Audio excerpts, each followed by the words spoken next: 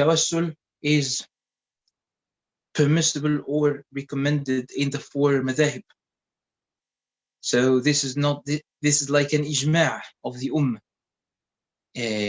at least nowadays. This is, and they said it's like an ijma'. I didn't say it is an ijma'.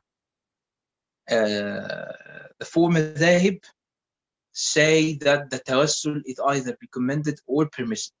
In our madhab, if tawassul is done by the Prophet sallallahu alaihi wasallam, it's recommended, definitely recommended. And the rest of the righteous people, it's permissible. This is the relied upon position of the Hambali madhab. So it's an issue of fiqh.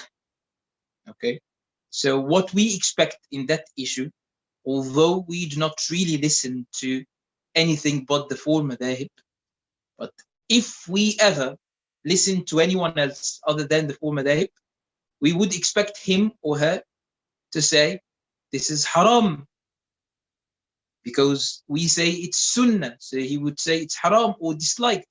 We say it's permissible or sunnah. And I would never expect anyone to say it's shirk. This is an issue of fiqh. You do not say shirk in issues of fiqh. You say shirk when the intention is of a shirky nature. So this is such a discussion of, I say it's recommended, the other one or the other person says it's shirk. This is a stupid discussion. When it comes to al-istigaatha, this needs clarification. What do we mean by al-istigaatha? Talab al-ghawth, asking someone for help, or asking someone for assistance. If this is the meaning of al-istigaatha, sometimes it means the same thing as at-tawassul, and sometimes it means different things. If it means the same thing as at-tawassul, then the same ruling of tawassul. If it means something different than tawassul, then we need to ask, what do you mean by al-istigaatha?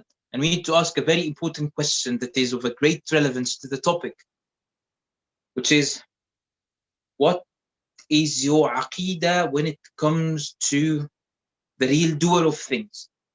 Is it Allah, only Allah, or Allah and other people or other things, or is it Allah and Allah created the ability to do things in the knife to cut, in the water in the food to make you full?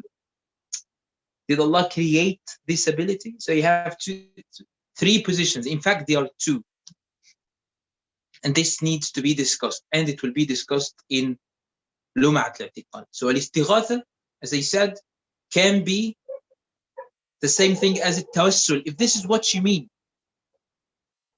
And it can be different from this. If it's different, and you believe that the person you are asking for help is the real doer of things, he can really help without Allah's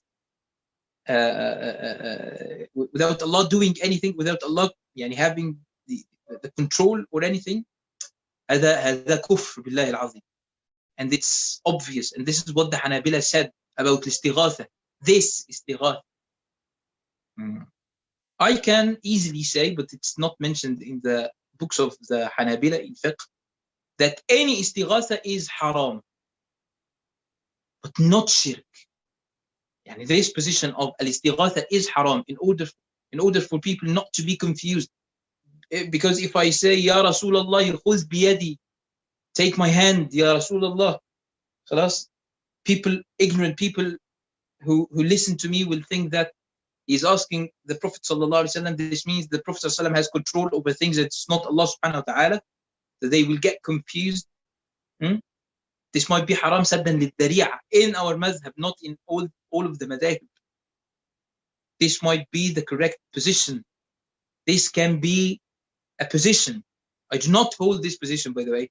I'm trying to present the possible ways of tackling the issue.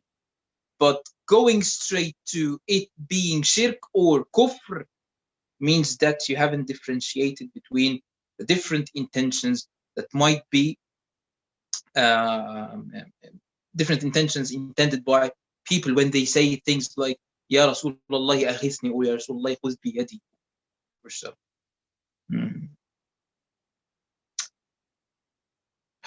And if I were you, I wouldn't seek closure when it comes to such issues. Keep studying, things will get clear, inshallah.